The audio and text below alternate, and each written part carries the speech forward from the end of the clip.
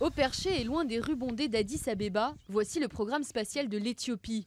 Deux dômes en métal abritent des télescopes ultramodernes d'1 mètre de diamètre chacun.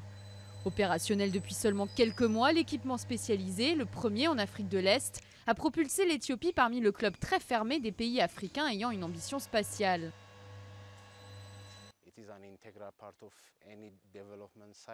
C'est une partie intégrale de tout cycle de développement. Sans l'aide de la science et de la technologie, j'ai bien peur que rien ne peut être accompli à grande échelle.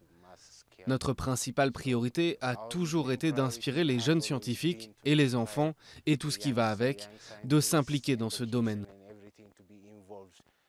Financé par le magnat des affaires éthiopien-saoudien Mohamed Alamoudi, ce programme a été créé en 2004 afin de promouvoir l'astronomie et hausser le niveau scientifique du pays.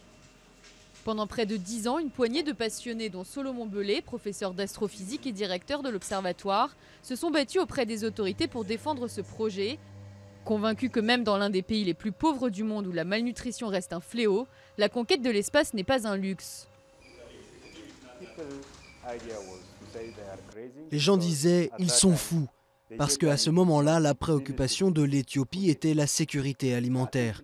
L'attention du gouvernement, l'attention des instances supérieures était d'assurer la sécurité alimentaire. Ils disaient qu'étant donné que nous sommes pauvres, ce n'était pas le moment de commencer un programme spatial et de technologie. Voilà ce qu'ils pensaient. Avec le temps, les soutiens ont été plus nombreux. L'Éthiopie a maintenant pour projet de construire un autre observatoire plus performant dans les montagnes proches de Lalibela, au nord du pays. Le gouvernement ambitionne aussi de mettre un satellite en orbite d'ici 5 ans pour l'observation des terres agricoles et les communications. Le programme spatial est fondamental. Nous ne pouvons pas le retarder. Nous ne pouvons pas le retarder parce que le retarder signifierait que nous nous permettons de vivre dans la pauvreté.